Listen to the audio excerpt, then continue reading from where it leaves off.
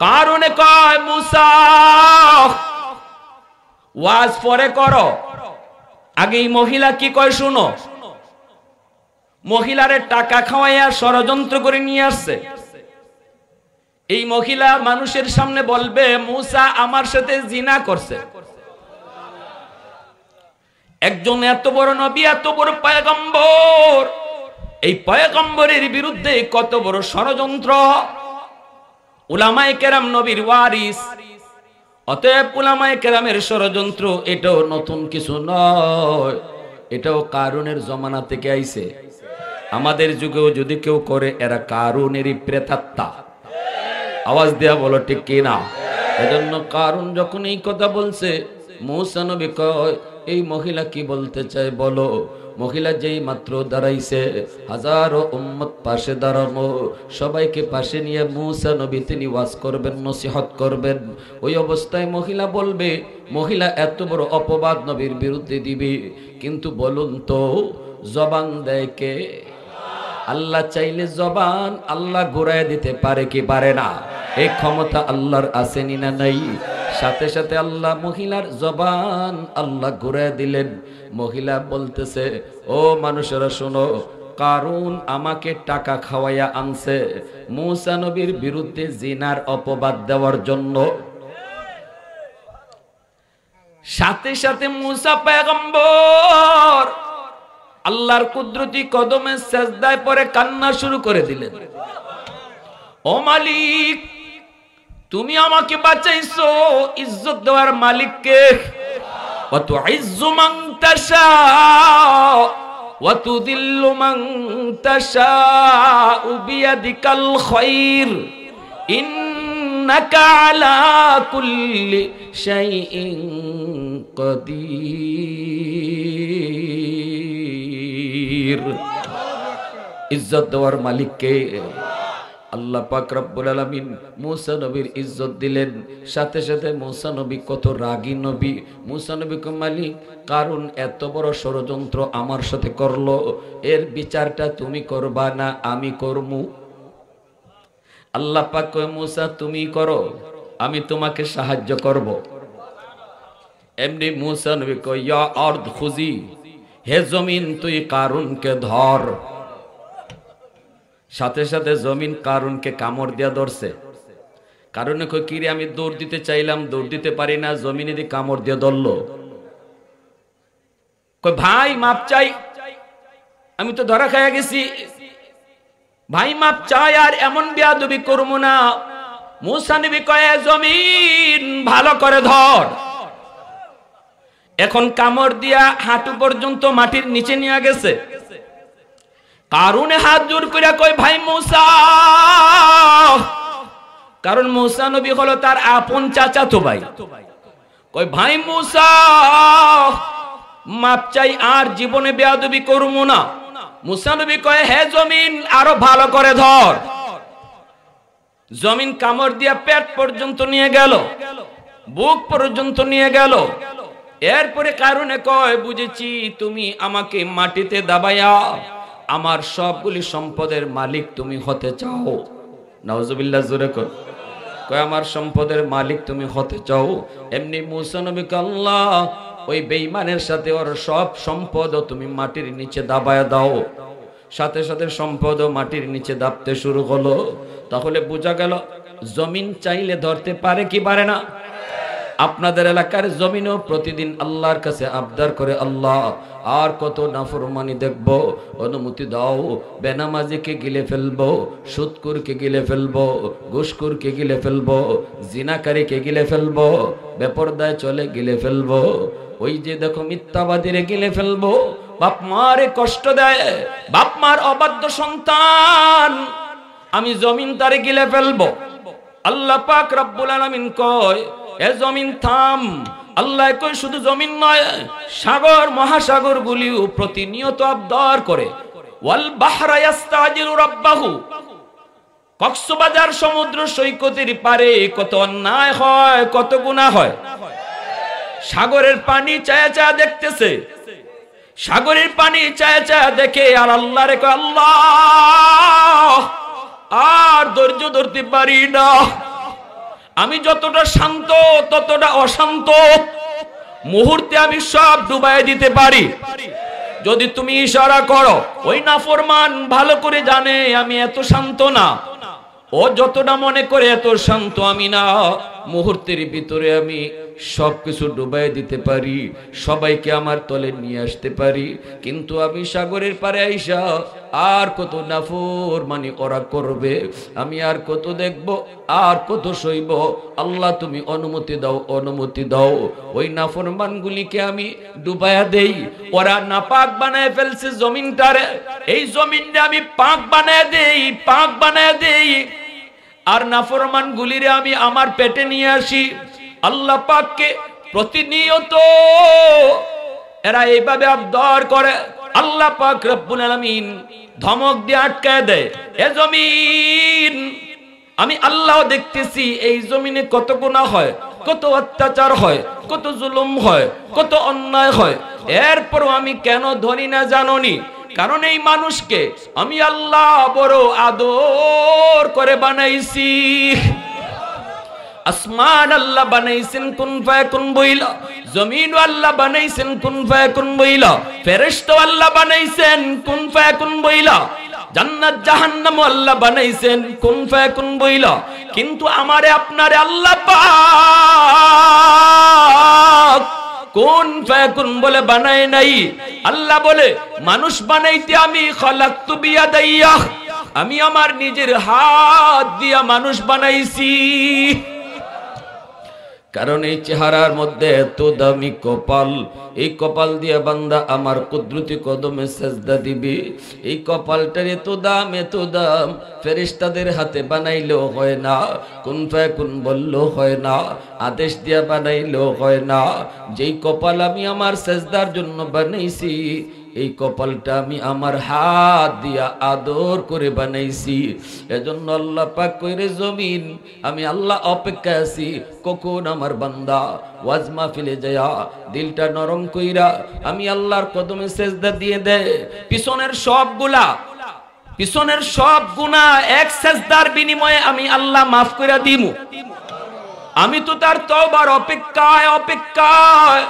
لولا مشائخ ركا والشباب خشا والأطفال ردا والأنعام رتا لجعلت السماء حديدا والأرض خفصفا والتراب رمادا وما أنزلت من السماء قطرا وما أنبت من الأرض نباتا بل أنزلت عليكم العذاب صبا। আল্লাহ পাক কইরে, জমিন শুন, যতদিন পর্যন্ত এই জমিনে চার দল মানুষ থাকবে আমি আল্লাহ জমিন টিকায় রাখবো। আসমান আসমানের জায়গায়, জমিন জমিনের জায়গায় দাঁড় করায় রাখবো। যতদিন পর্যন্ত চার দল মানুষ জমিনের মধ্যে থাকবে। এই চার দল কারা কারা শুনবার ইচ্ছা কার কার আছে? একটু হাত উঠে আল্লাহকে দেখান। আল্লাহ তুমি কবুল করো, জোরে বলি আমিন, আরো জোরে বলি আমিন। একটু আওয়াজ দেন লিল্লাহে তাকবীর। হয় নাই? আরো জোরে লিল্লাহে তাকবীর। প্রশংসা করব কার? আরো জোরে কার? ওয়াহদাত কি হিফাজত নেহি বেকুওতে বাজু, ওয়াহদাত কি হিফাজত নেহি বেকুওতে বাজু, आती नहीं कुछ कामी हाक़ल खुदा दाद, आती नहीं कुछ कामी हाक़ल खुदा दाद। ऐ मर्द खुदा तुझको क़ुव्वत नहीं हासिल, जा बैठ किसी गार में अल्लाह को कर याद, जा बैठ किसी गार में अल्लाह को कर याद। ये सच है कि बातिल की तरफदार नहीं हम, गद्दार न समझो हमें गद्दार नहीं हम, गद्दार न समझो हमें गद्दार नहीं हम।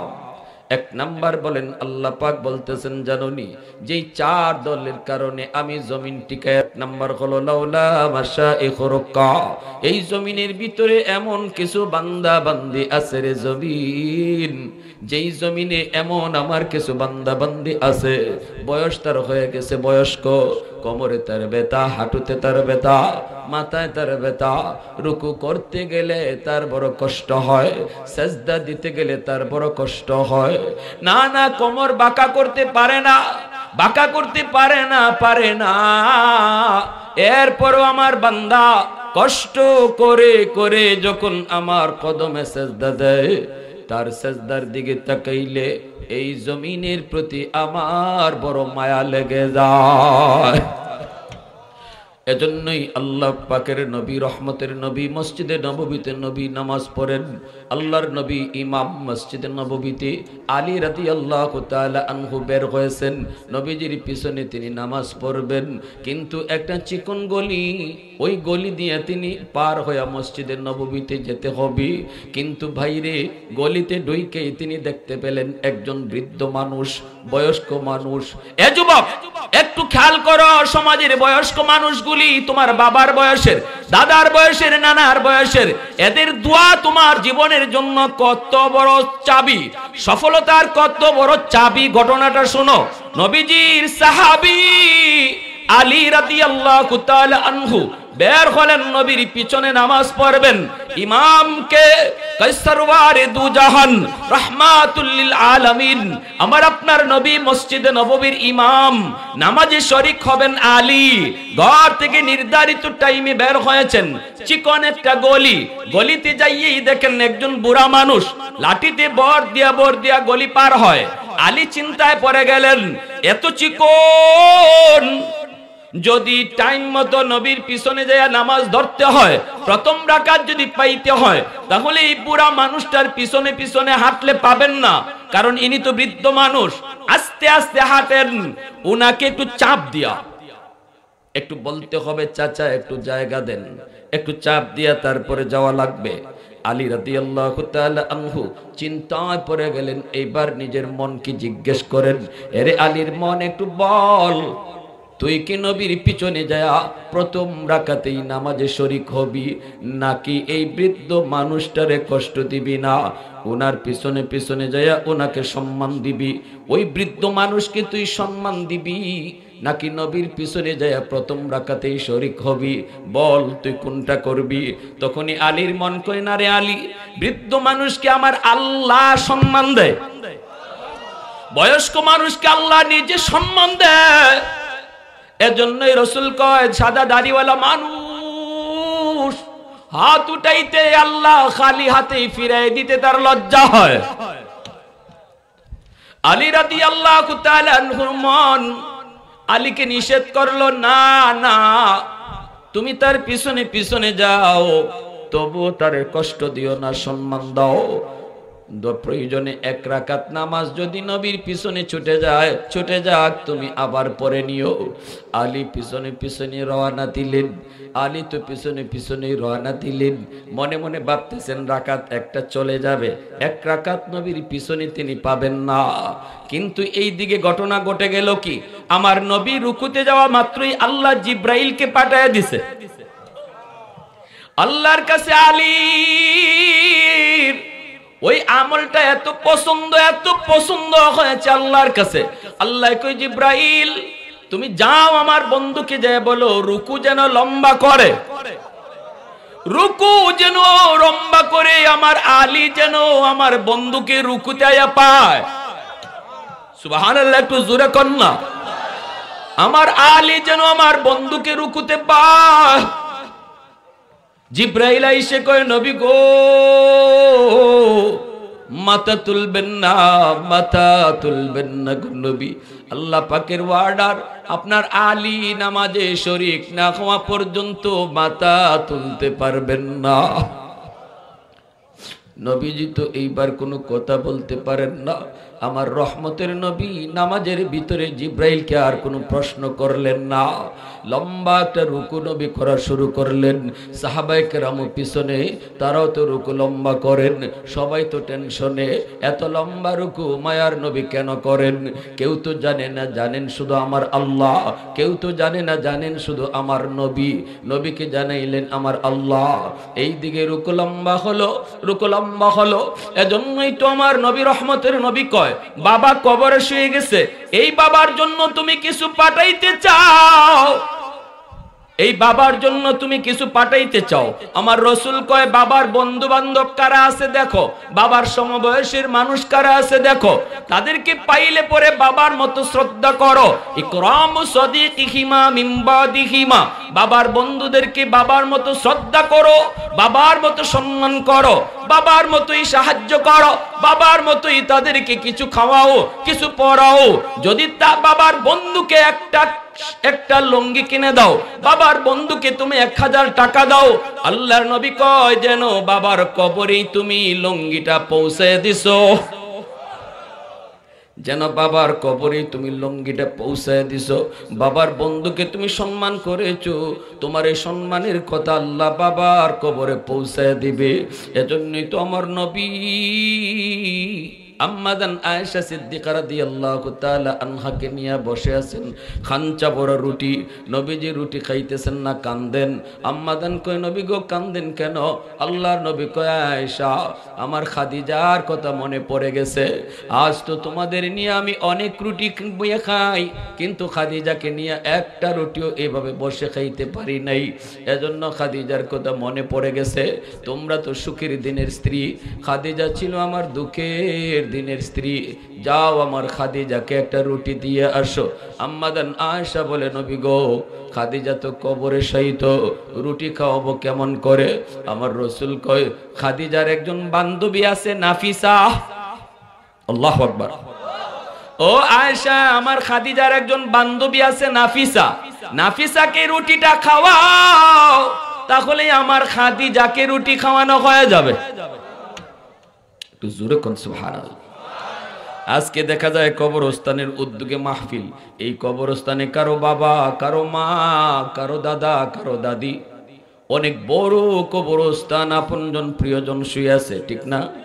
তাদের জন্য কি পাঠাবো? আমার নবী কয়, একটা আমল হলো তাদের বন্ধু বান্ধব কাউকে দুনিয়ায় পাইলে কোনোদিন বেয়াদবি করবা না। বেয়াদবি যদি করো বাবার কবরে বাবায় কষ্ট পাবে। আর যদি তাদেরকে সম্মান করো, হাদিয়া দাও, ওই হাদিয়াটা আল্লাহ বাবার কবরে পৌঁছে দিবে। মা যাদের সাথে চলতো তাদেরকে পাইলে মার মতো শ্রদ্ধা করো, মার কবরে আল্লাহ তোমার এই খেদমত পৌঁছায় দিবে। আরেকটা আমলের কথা নবী বলেছেন, সিলাতুর রাহমিল্লাতি লা তুসালু ইল্লা বিহিমা। বাবার যারা রক্তের মানুষ তাদেরকে পাইলে পরে বাবার মতোই তাদের খোঁজ খবর রাখো। মার যারা রক্তের মানুষ তাদের খোঁজ খবর তুমি রাখো। নবীজি বলেন, বাবার রক্তের মানুষ হলো চাচা, বাবার রক্তের মানুষ হলো ফুফু, বাবার রক্তের মানুষ হলো চাচাতো ভাই বোন, বাবার রক্তের মানুষ হলো ফুফাতো ভাই বোন। তাদের খোঁজ খবর নাও, তাদের দেখশন নাও, তাদেরকে সাহায্য সহযোগিতা করো। নবীজি বলেন, বাবা নাই, বাবা রক্তের মানুষ, চাচাকে তুমি যখন একটা ফোন দিছো, চাচা কেমন আছেন, আমার নবী কয় যেন বাবার কবরে তুমি ফোনটা লাগাইছো, যেন বাবারই তুমি কবরে জিগাইতেছো, আব্বা তুমি কবরে কেমন আছো। ফুফুরে একটা ফোন দিছো, ফুফু হলো বাবার রক্তের মানুষ, যেন বাবার কবরে তুমি ফোন দিয়া বাবার খবর নিতেছো।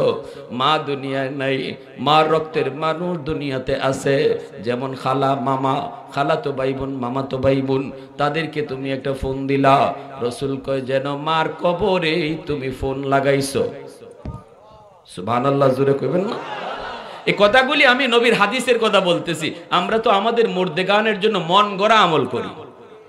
এমনকি ওই যে বললাম যে রক্তের মানুষের খোঁজ নাও। আর আমাদের সমাজের চিত্র হলো, আমি যদি শিল্পপতি হয়ে যাই, কোটিপতি হয়ে যাই, তাহলে রক্তের চাচাতো ভাইয়ের পরিচয় দিতে চাই না, আপন রক্তের মানুষের পরিচয় দিতে চাই না।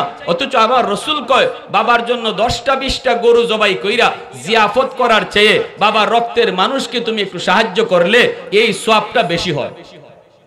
আল্লাহ এটা কবরে দ্রুত পৌঁছে দেয়। এজন্যই আল্লাহর নবী যখন রুকুর মধ্যে রুকু লম্বা করেন, জিব্রাইল আইসা রুকুর মধ্যে লম্বা করায় দিয়েছেন। আল্লাহর নবী তো টেনশনে, আলী কেন আজকে দেরি করলো আর আমার এই রুকু লম্বা করতে হলো, এখন তো জিগানো সম্ভব না। আলী যেই মাত্র আইসা নামাজে শরীক হইছেন, তখন জিব্রাইল বলতেছেন, ইয়া রাসূলুল্লাহ, এবার আপনি মাথা উঠান। একটু আওয়াজ দিয়ে এখন সুবহানাল্লাহ। আল্লাহর নবী রহমতের নবী বলেন, জি, কোনো কথাই নবী বলতে রাজি হন না। নামাজ শেষ করার পর নবী বলতেছেন, সাহাবীরা একটু সামনে আগাও। কই আমার আলী, তুমি সামনে আসো। আলী সামনের দিকে আগালেন। নবীজি বলতেছেন, আলী, ও আলী, আজকে নামাজে আসতে দেরি হলো কেন? আলী বলেন, কই গো নবী, দেরি হয় নাই, দেরি হয় নাই, আমি তো আপনাকে রুকুতে আইসা পাইছি। আল্লাহ নবী কয়, আলী কেমনে রুকু পাইছো খবর নাই। জিব্রাইল আমাকে রুকু লম্বা করায় দিছে আমার আল্লাহর আদেশে। একটাই কথা, তুমি রুকু পাইলে আমি মাথা তুলব। কিন্তু নামাজের ভিতরে আলী রে, আমি তো জিব্রাইলকে কোনো প্রশ্ন করতে পারি নাই, আমার আল্লাহকেও জিগাইতে পারি নাই, পারবার কথাও না। নামাজের ভিতরে কোনো কথা বলা যায় না। ও আলী, একটু বলো, আমার সাহাবীরা অনেক লম্বা রুকু করছে, তাদের মনেও প্রশ্ন, কেন প্রথম রাকাতের রুকুটা এত লম্বা হলো? সমাধান তুমি আলী, তুমি দিতে হবে।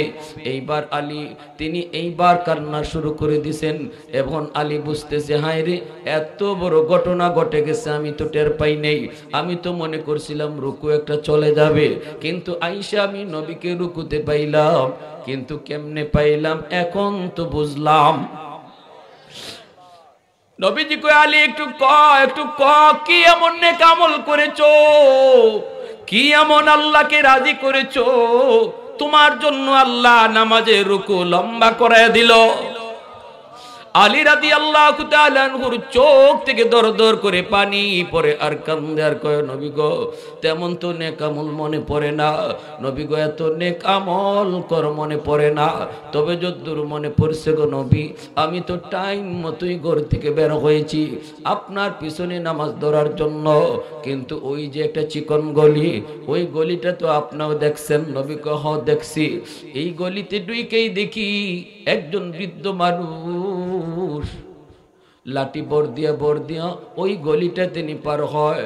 আমি তো তার পিছনে পিছনে, কিন্তু চিন্তায় পড়ে গেলাম, যদি আপনাকে রুকুতে ধরতে হয় ওনাকে চাপ দিতে হবে। আমার মন রাজি হয় নাই, রাজি হয় নাই। না না, মুরব্বী মানুষকে আমার আল্লাহ সম্মান করে, আমিও সম্মান করব। আল্লাহ নবী মিম্বর থেকে নাইমা আলীকে বুকে লইয়া জড়ায়া কান্না শুরু করে দেয়। নবী কয়, আলী বুঝো, এবার একজন মুরব্বী মানুষকে সম্মান করলে আল্লাহ কি পরিমাণ খুশি হয়। জোরে কোন সুবহানাল্লাহ, আর একটু জোরে কোন না সুবহানাল্লাহ। আমার নবী রহমতের নবী, মায়ার নবী, এইবার তিনি সাহাবীদেরকেও লক্ষ্য করে বললেন, সাবধান, সাবধান, মুরব্বীদের সাথে বেয়াদবি করবা না। মুরব্বীদের সাথে বেয়াদবি করলে কবরে সাইতো বাবা কষ্ট পায়, মা কষ্ট পায়। এজন্যই আল্লাহর নবী রহমতের নবী কয়, হাদিসে কুদসি আল্লাহ পাক কয়, প্রথম একদল, যেই দলের কারণে আমি জমিন টিকায় রাখলাম, প্রথম দল হলো সমাজের ভিতরে এমন কিছু মুরব্বী, আমার কিছু বৃদ্ধ বান্দা বান্দি, যারা রুকু করতে কষ্ট হয়, সেজদা দিতে কষ্ট হয়, তাদের রুকু সেজদার দিকে তাকাইলে জমিন টিকায় রাখি। 2 নম্বরে আল্লাহ কয়, ওয়াশাবাবু খুশা, এই জমিনের ভিতরে এমনও কিছু যুবক রয়েছে, যেই যুবক যৌবনের পাগলামি করে না, না না, তার যৌবনের পাগলামিও তার আছে। তার বন্ধুদের মতো তারও এরকম জিনা ব্যভিচার করতে মন চায়, বন্ধুদের মতো তারও গান বাজনা করাইতে মন চায়, বন্ধুদের মতো তারও চুরি ডাকাতি করতে মন চায়, বন্ধুদের মতো তারও এরকম মারামারি করতে মন চায়। কিন্তু না, আল্লাহ পাক কয়, আমি দেখি জমিনের ভিতরে কিছু যুবক যৌবনের পাগলামি করে না মাথার মধ্যে আমার নবীর সুন্নাত যৌবনে পাওয়া যায়, মুখে আমার নবীর সুন্নাত দাড়ি দেখা যায়, তার আমি দেখি তারে মসজিদে, আমি দেখি আমি আল্লাহ দেখি তারে বাপ মার সেবায়, আমি দেখি তারে উলামায়ে কেরামের তাজিম, আমি আল্লাহ দেখি সে গানের আয়োজন না কইরা ওয়াজ মাহফিলের আয়োজন করে না দিলের ভিতরে নাপাক প্রেম জমায় না, আমি আল্লাহর প্রেম অন্তরের ভিতরে জমায় নেয়। ওই যুবকের দিকে যখন আমি আল্লাহ তাকাই তখন এই জমিনের প্রতি আমার মায়া লেগে যায়। ঢাকা ইউনিভার্সিটিতে গেলাম, আমার বন্ধু আমাকে দাওয়াত করলো, যাইয়া আমি জোহরের নামাজ পড়লাম, নামাজের পর বন্ধুর সাথে হাত মিলাইলাম, তাকে দেখি একটা যুবক, চেহারা নুরানি চেহারা, সাদা একটা পাগড়ি মাথায়, লম্বা একটা জুব্বা, কচকচে কালা দাড়ি, যেন ইউসুফ নবীর মতো তার সুন্দর লাগতেছে। আমি তো মুগ্ধ হয়ে গেলাম। আমার দুস্থ কই, দুস্থ কেমন মনে হয়? আমি বললাম মনে হয় কোন মাদ্রাসায় পড়ায় নতুবা পড়ে। দুস্থ কই না রে দুস্থ, মাদ্রাসায় বারান্দায় যায় নাই, ছোট কাল থেকেই স্কুলে লেখাপড়া করে ঢাকা ইউনিভার্সিটি আসছে, জন্মদারিটা পর্যন্ত কামায় নাই। আল্লাহু আকবার, জোরে বল। এ যুবক, তোমার মতো একজন যুবকের কারগুজারি বলতেছি, ও যদি ইউনিভার্সিটিতে পড়া নিজের নবীর সুন্নাত মতো চালাইতে পারলো, ও যদি ইউনিভার্সিটিতে পড়া দিলের ভিতরে আল্লাহর প্রেম জমাইতে পারলো, তুমি কেন পারবা না? তুমি কেন পারবা না? সমাজের দোহাই দিয়া কখনো আল্লাহর কাছ থেকে বাঁচা যাবে না রে যুবক। কত যুবক যৌবনে কবরে চলে গেল, কত যুবক ডানে তাকাইলে দেখবা খেলার সাথী কবরে, বামে তাকাইলে দেখবা লেখাপড়ার সাথী কবরে চলে গেছে। ঘুমাইলো, জীবনের শেষ ঘুম ঘুমায় গেল, আর ঘুম থেকে উঠে না। এমন যুবক আসেনি না নাই? একটু জোরে বলো, আসেনি না নাই? আমি বললাম, যুবক কও কি তুমি কি মাদ্রাসায় পড়ো নাই? আপনি কি মাদ্রাসায় পড়েন নাই? কই না হুজুর। আপনি আমারে আপনি কইেন না, আপনি আমারে তুমি বলেন। হুজুর আমি আপনার খুব ভক্ত, হুজুর আমি আপনার খুব ভক্ত। আমি বলতেছি দোস্ত একটু কও না কেমনে কি? তখন আমার দোস্ত কই, সে ঢাকা ইউনিভার্সিটিতে যখন ভর্তি হয়, ভর্তি পরীক্ষায় সর্বোচ্চ নাম্বার পাইছে। ঢাকা ইউনিভার্সিটিতে সর্বোচ্চ নাম্বার পায় ভর্তি। এরপরে ইংলিশে অনার্স নিছে, ওই ইংলিশে অনার্সে ফার্স্ট ক্লাস ফার্স্ট হয়েছে। ঢাকা ইউনিভার্সিটির সর্বোচ্চ ভালো ছাত্র, সমস্ত টিচাররা তারে চিনে, সমস্ত ছাত্র ছাত্রীরা তারে চিনে। এই অবস্থায় আমি তারে বুকে জড়ায় ধইরা চোখের পানি চলে আসলো, আর বলতেছি যুবক, এই ইউনিভার্সিটি এমন একটা জায়গা, যেই জায়গায় একজন মানুষ তার চরিত্র ঠিক রাখতে পারে না। কেমনে তুমি এই জায়গায় থাকতেছো? মেয়েরা কত বেপরদায় চলে, নিজেরে কেমনে তুমি সামলাইলা? তুমি না একজন টক বগে যুবক, যৌবনের তাড়না আমি তোমার চেহারাতে দেখতেছি, তোমার চোখে মুখে দেখতেছি। তুমি কি তোমার যৌবনের কথা ভুলে গেছো? যুবক চোখের পানি সেই না কই, হুজুর একটু দোয়া কইরেন। আমার ক্লাসমেট মেয়েরাও আমাকে দেখলে সবাই মাথায় কাপড় দিয়া দেয়। ইউনিভার্সিটির মেয়েরা আমারে দেখলে মাথায় কাপড় দিয়া দেয়। এতটা সম্মান, এতটা ইজ্জত আমারে করে। এ যুবক, তোমার মতো যুবকের কারণেই আল্লাহ বলে এই জমিন টিকায় রাখছেন। এই জমির আল্লাহ তোমার মতো যুবকের কারণেই আল্লাহ টিকায় রাখছেন, আল্লাহ টিকায় রাখছেন। ওয়াশবাবু খুশরা, ওয়াশবাবু খুশরা। একটু নিজেরে বুঝাও, তুমি তোমার মূল্য বুঝো না, কিন্তু তোমার আল্লাহ তোমার দাম বুঝাইতেছে। এজন্যই যুবক যৌবনে আল্লাহর ওলি হয় তাড়াতাড়ি। একজন বৃদ্ধ মানুষ যত তাড়াতাড়ি আল্লাহর ওলি হয়, যুবক এর বহু আগে আল্লাহর ওলি হয়ে যায়। কারণ যুবকের সেজদার দাম বৃদ্ধকালের সেজদার চেয়ে আল্লাহর কাছে 1000 গুণ বেশি। ওয়াল আতফালু রুদ্দা, আল্লাহ বলে 3 নম্বর হলো, ঘরে ঘরে কিছু শিশু বাচ্চা আছে, এই শিশুদের উপরে নামাজ নাই, রোজা নাই, হজ নাই, যাকাত নাই, এদের উপরে শরীয়তের কোনো বিধিবিধান নাই। গুনাহ যদি করলো তার মা, গুনাহ যদি করছে তার বাবা, গুনাহ যদি করছে তার ভাই, তাদের গুনার কারণে জমিনে যখন গজব আসতে চায়, আমি আল্লাহ দেখি ওই ঘরের মধ্যে কিছু শিশু বাচ্চা আছে, এই শিশুদের কোনো গুনাহ নাই, এদের কোনো গুনাহ নাই, কিন্তু গজব আসলে শিশুরাও গজবের মধ্যে পড়ে যায়। শিশুদের টুট ভাঙ্গা করে কান্না যখন আমি আল্লাহ দেখি, তখনই এই জমিনের প্রতি আমার মায়া লেগে যায়। এজন্যই সাবধান করে শিশু বাচ্চাদেরকে অহেতুক মারধর করবেন না।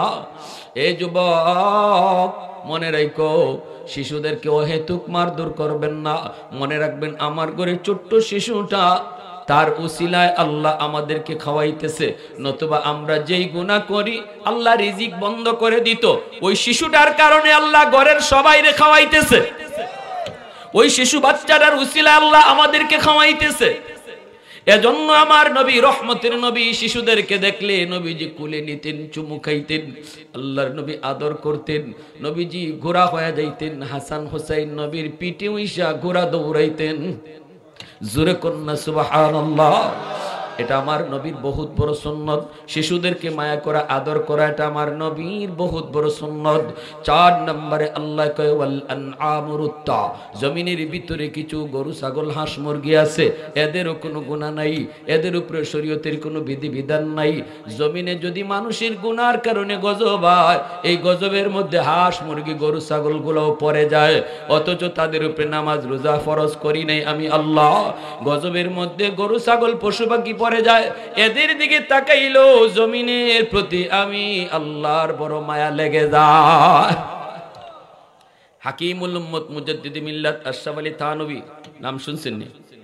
বিবি সাহেব গেছে একটু বেড়াইতে বাপের বাড়ি, আর কয়ে গেছে স্বামী গো একটা মুরগি আছে খাসার মধ্যে থাকে, সকালবেলা মুরগি সহ মুরগির বাচ্চাটার টাইম মতো চাইরেন। ইনি কইছে ঠিক আছে স্যার, মনে চলে গেছেন। ইনি থানভী রহমতুল্লাহি আলাইহি ফজরের নামাজ পড়া কিতাব লিখতে বসছেন। ওনা তো লেখালেখি শুধু লিখতে বসছেন, লিখতে লিখতে ভুলে গেছেন এদিকে মুরগির বাচ্চার টাইম হয়ে গেছে, সারার খবর নাই। যেই টাইমটাতে মুরগি সারবার কোথায়, এই টাইমটাতে ওনার খবর নাই। ইনি লেখার তালে হঠাৎ করে লেখা বন্ধ হয়ে গেছে, মাথায় আর কোনো লেখা আসে না, কিতাব লেখা বন্ধ। কারণ ইলমে লাদুনি, আল্লাহর পক্ষ থেকে জ্ঞান পাইয়া ওনারা লিখেন। মুরগিটা কষ্ট পাইতেছে, এজন্য ওনার খবর নাই, লেখা বন্ধ হয়ে গেল। হাকিমুল উম্মত থানভী চিন্তায় পড়ে গেলেন, ঘটনা কি? আল্লাহ পাকের পক্ষ থেকে কোনো কিছু আসছে না কেন, মাথায় কিছু আসছে না কেন? অস্থির হয়ে গেলেন, লেখা বন্ধ করে দিলেন। দ্রুত তিনি ওযু করলেন, এরপরে চিন্তা করে করে পেয়ে গেলেন, হায় হায় আমি তো মুরগিরে কষ্ট দিচ্ছি, মুরগির বাচ্চাগুলারে কষ্ট দিচ্ছি। দৌড় দিয়া যাইয়া মুরগির খাঁচা থেকে মুরগির বাচ্চা সহ তিনি বের করে দিলেন। এরপরে শুকরিয়া আদায় কইরা যখন কলম নিয়ে বসলেন, অটো আল্লাহর পক্ষ থেকে চলে আসলো। একটু জোরে কন্যা সুবহানাল্লাহ। অতএব আমাদের সমাজেও পশু পাখি সাবধান, মনে রাখবেন অহেতুক কষ্ট দিবেন না। কারণ আমার যে গুনাহ, এই গুনার কারণে আমি বহু আগে ধ্বংস হয়ে যেতাম, ওই গরু আর ছাগলটার উসিলায় আল্লাহ আমারে বাঁচিয়ে রাখছে। কারণ তাদের কোনো গুনাহ নাই, তাদের কোনো গুনাহ নাই। এজন্য আমার ভাইয়েরা, আল্লাহ পাক রব্বুল আলামিন কয় জানো এই জমিন আমি কাদের উসিলায় টিকায় রাখছি? ওই বুড়া মানুষটা এখনো সেজদা করে, মাদ্রাসা আছে বিদায়। ওই যুবক তার কলিজায় আল্লাহর ভয় আছে, এখনো উলামায়ে কেরামের হরকত আছে বিদায়। ওই মাদ্রাসায় পড়ে যেই ছেলেটা আজকে পাগড়ি নিব, তার মা বাবার মাথায় আল্লাহ হাসরের মাঠে নিজে পাগড়ি পরাইয়া দিব। সুবহানাল্লাহ, জোরে কোন কি ভাই? মাথায় পাগড়ি পরাইব উস্তাদ, আর বাপমার মাথায় পাগড়ি পরাইবেন কে? মান কারা আল কুরআন ওয়া আমিলা বিমা ফিহি উলবিসা ওয়ালিদাহু তাজান ইয়াউমাল কিয়ামাহ দাউহু আহসানু মিন দাউইশ শামস আও কামা ক্বালান নবী আলাইহিস সালাম। এজন্যই রাসূল কয় মা বাবার মাথায় পাগড়ি পরাবেন আল্লাহ হাসরের মাঠে, এমন একটা পাগড়ি যেই পাগড়ির পাওয়ার সূর্যের পাওয়ারের চেয়েও বেশি হবে। এতটা ইজ্জত আল্লাহ বাপ মারে দিবেন। কেন দিবেন জানেন? কারণ এসে মা বাবা সমাজের তালে তালে চলে নাই, সমাজের স্রোত চলতেছে স্কুল কলেজের দিকে, 100টার মধ্যে 90টা পোলাপান স্কুল কলেজের দিকে, সমাজের স্রোত হলো স্কুল কলেজের দিকে। আর যেই বাবা সন্তান নিয়ে মাদ্রাসার দিকে রওনা দেয়, যেই দাদা নাতি লইয়া মাদ্রাসার দিকে রওনা দেয়, সে স্রোতের উল্টা চলতেছে। কতজনে কত টিটকারি করতেছে, কই ফুলাটারে নষ্ট করো না, ফুলাটারে ধ্বংস করো না, খাইবো কেমনে, চলবো কেমনে, বউ ফালবে কি কইরা, কত কথা। এরপরও কোনো কান দেয় না, কয় না না আমি দুনিয়া চাই না, আমি আমার সন্তানকে দিয়ে আখিরাত আমি চাই। এই নিয়ত কইরা শত গালমন্দ সহ্য কইরা যখন উল্টা পথে রওনা দেয়, আল্লাহ কয় বান্দা তখনই আমি তোমার জন্য ফাগরি বানায়া রাখছি। আল্লাহু আকবার, জোরে বলে। আমি একটা জেনারেল ফ্যামিলির সন্তান, আমার আব্বা জেনারেল শিক্ষিত, সরকারি হেলথ ইন্সপেক্টর রিটায়ার্ড। আমার ভাই ইমিডিয়েট ছোট ভাই, আপন ছোট ভাই, ঢাকা ইউনিভার্সিটি থেকে আইন বিভাগে লেখাপড়া কইরা আওয়ামী লীগ আমলে আইন মন্ত্রণালয়ের সহকারী সচিব ছিল, বর্তমানে আইন উপদেষ্টা, আসিফ নজরুলের একান্ত সচিব, আসিফ নজরুলের খুব খাস ছাত্র, তিনি টান দিয়া তার একান্ত সচিব বানায় নিছেন। এতটা পর্যায়ে আল্লাহ তারে নিছে। তারপরে আমার ছোট ভাই, এরপরে ছোট ভাই ঢাকা ইউনিভার্সিটি লেখাপড়া শেষ করে আমেরিকাতে ফ্যামিলি সহ সেটেল, সবাই ওই লাইনে। আমি স্কুলে পড়ছি প্রথম ক্লাস 5 পর্যন্ত, কারণ তখন আমাদের সময়ে মাদ্রাসায় অঙ্ক ইংরেজি একবারই ছিল না। এখন আলহামদুলিল্লাহ মাদ্রাসায় স্কুলের সমমানের অঙ্ক ইংরেজি নুরানি বিভাগে রাখা হয়েছে, যেন আপনার ছেলেটা মাদ্রাসায় 5 বছর পড়ার পর যদি সে ডাক্তার হতে চায় আপনি হাই স্কুলে ভর্তি করেন, কোনো অসুবিধা নাই। সে ইসলামের মৌলিক জ্ঞান দিলের ভিতরে নিয়ে সে তখন স্কুল কলেজে লেখাপড়া করবে, নামাজ ছাড়বে না, বাপমার সাথে বেয়াদবি করবে না, কোরআনের বিরুদ্ধে যাবে না, নাস্তিকদের ভিড়ে গেলেও নাস্তিক হবে না, কোরআনের সৈনিক হবে, ঠিক কি না? কারণ শিশুকালে তার দিলের ভিতরে কোরআন ঢুকাইয়া দিয়েছেন, 5 বছর নুরানি মাদ্রাসায় পড়াইয়া এরপরে তার স্কুলে নিয়ে দিয়েছেন, কোনো অসুবিধা হয় নাই। কেন আমি 5 বছর স্কুলে পড়াবো? 5 বছর প্রাইমারি আমার স্কুলে পড়ানোর কোনো প্রয়োজন নাই, আমি প্রাইমারিটা মাদ্রাসায় পড়াবো। এখান থেকে সে অঙ্ক ইংরেজিও শিখবে প্রাইমারির, আবার কোরআনের মৌলিক জ্ঞান, ইসলামের মৌলিক জ্ঞান এবং ইসলামের মূল নীতি, সেই মূল নীতিটা তার কলিজার ভিতরে লিখে দেওয়া হবে পাথরে খোদাই করে। কোন কথা? এ জীবন জীবন নয়, মরণের পরেই আসল জীবন, ঠিক কিনা জোরে কোন? এটাই হলো ইসলামের মূল স্লোগান, এ জীবন জীবন নয়, মরণের পরে আসল জীবন। এই কথাটা আপনার সন্তানের দিলের ভিতরে পাথরে খোদাই করে লিখে দেওয়া হবে। ঢাকা ইউনিভার্সিটিতে বাংলা বিভাগে পড়বে, নাস্তিক হবে না, শাহরিয়ার কবিরের সামনেও কোরআনের পক্ষেই আওয়াজ উঠাবে, ঠিক কিনা? যদি সন্তানটারে মাদ্রাসায় পড়ান। কিন্তু আমাদের সময় ছিল না, এজন্য আমার আব্বা স্কুলে পড়াইছেন, প্রাইমারিতে বৃত্তি পাইছি, এরপরে যখন মাদ্রাসায় দেওয়ার সিদ্ধান্ত নিয়েছেন আমার চাচারা বাধা দিয়েছেন। সবাই তো জেনারেল শিক্ষিত, ফুলাটা খাইবো কেমনে? এত ভালো স্টুডেন্ট স্কুলে বৃত্তি পাইলো, এই ফুলারে মাদ্রাসায় দিবেন, জীবন তো শেষ। আব্বা বলেন আমি এত কিছু বুঝি না, আমার ছেলেরে জিগাও স্কুলে পড়বে না মাদ্রাসায় পড়বে। কারণ আমার আব্বা আমাকে শিশুকাল থেকে স্কুলে নিতেন আর মাদ্রাসার গান গাইতেন, মাদ্রাসার প্রশংসা করতেন, বলতেন বাবা তুমি মাদ্রাসায় পড়বা, এখন স্কুলে নিতেছি, কিছু অঙ্ক ইংরেজি এখান থেকে শিখে যাও। ওই মাদ্রাসা শুনতে শুনতে আমার দিলের ভিতরে মাদ্রাসার মহব্বত বসে গেছে। চাচারা যখন জিজ্ঞাসেন বাবা স্কুলে পড়বা না মাদ্রাসায়, আমি ফার্স্ট চান্সে বলছি মাদ্রাসায় পড়বো, ফাইনাল। বলুন এবার আপনারা বলুন, আমার আব্বা কি ঠকছেন না জিতছেন? জোরে বলেন। আমি না হয় আমার ভাইয়ের মতো সচিবই হইতাম, কিন্তু আমার ভাই সচিব আপনারা কয়জনে জানেন? কিন্তু আল্লাহর রহমতে, আল্লাহর কোরআনের জ্ঞান শিক্ষা করার কারণে সারা দেশ চিনে, ঠিক কিনা? জোরে কোন? দোয়া করি দোয়া নেই, দোয়া করি দোয়া পাই।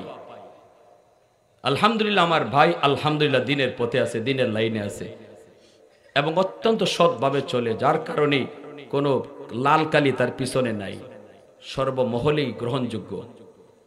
আওয়ামী লীগ আমলে যে সচিব, তত্ত্বাবধায়কের আমলে সে আরো উন্নত, আরো প্রমোশন পেয়ে সচিব, একান্ত সচিব। এটা এই কারণে হয়েছে, আব্বা যদিও জেনারেল শিক্ষিত কিন্তু শিশুকালটাই আমাদের ধর্মীয় শিক্ষায় বড় করছে। এজন্য আপনাদেরকে বলবো, সন্তান ডাক্তার বানান, ইঞ্জিনিয়ার বানান, ব্যারিস্টার বানান, সচিব বানান, অসুবিধা নাই, কিন্তু মনে রাখবেন আমার সন্তানের বড় পরিচয় সচিব নয়, আমার সন্তানের বড় পরিচয় হলো সে মুসলমানের সন্তান।